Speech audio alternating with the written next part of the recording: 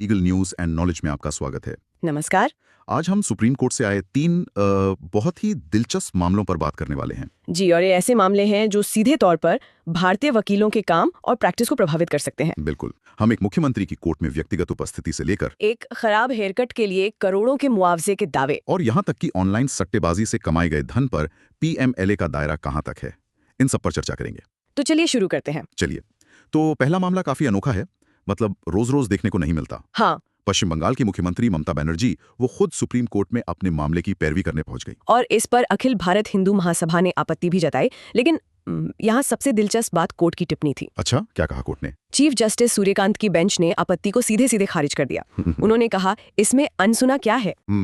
ये संविधान और उसके संस्थाओं में विश्वास और आस्था को दर्शाता है। इस मुद्दे का राजनीतिकरण न करें। वाह, ये तो अपने आप में एक बहुत बड़ा बयान है। बिल्कुल। तो वो किस मामले पर बहस कर रही थी? वो पश्चिम बंगाल में मतदाता सूची के एक खास संशोधन को चुनौती दे रही थी। उन्होंने तो चुनाव आयोग को व्हाट्सएप कमीशन तक कह दिया था। अच्छा। उनका आरोप था कि योग्य मतदाताओं, खासकर महिलाओं के नाम गलत तरीके से हटाए जा रहे हैं। समझ गया। चलिए अब दूसरे मामले पर आते हैं। ये मुआवजे की सीमाओं से जुड़ा है ना? जी, ये एक मॉडल और आईटीसी मौर्या होटल के सैलून का मामला है। हाँ, मैंने इसके बारे में सुना था।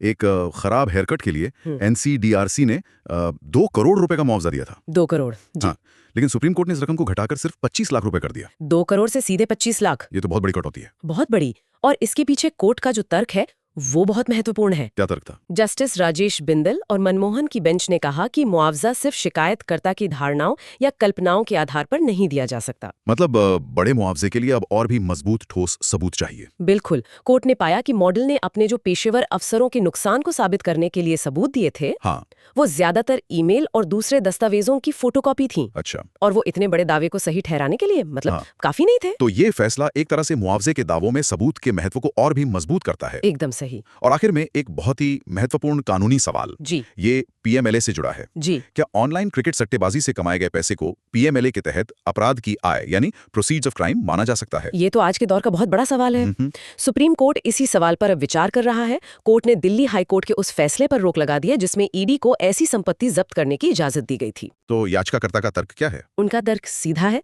वो कहते हैं कि पीएमएलए सिर्फ उन अपराधों पर लागू होता है जो उसके शेड्यूल में लिस्टेड है और ऑनलाइन सट्टेबाजी उसमें शामिल नहीं है। नहीं है। तो फिर ईडी ने इसे पीएमएलए से जोड़ा कैसे? मतलब उनका आधार क्या था? यहीं पर मामला थोड़ा पेचीदा हो जाता है।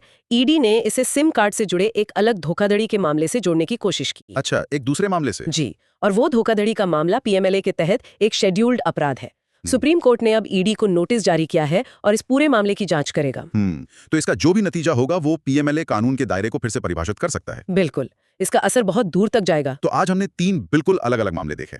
एक संवैधानिक विश्वास का प्रतीक, दूसरा मुआवजे के दावों के लिए सबूत का एक नया मानक, और तीसरा पीएमएलए जैसे शक्तिशाली कानून की सीमाओं पर एक बहुत बड़ी और जरूरी बहस। और हम अपने श्रोताओं से जो वकील हैं उनसे पूछना चाहेंगे, इन फैसलों का आपकी प्रैक्टिस पर क्या असर पड़ सकता है? क्या आपके पास कोई ऐसा अनुभव है जहां कानून की व्याख्या को इस तरह चुनौती दी गई हो, या कोई ऐसा दावा जो सिर्फ सबूतों की कमी की वजह से खारिज हो गया हो? अपने विचार और अनुभव हमसे जरूर साझा करें।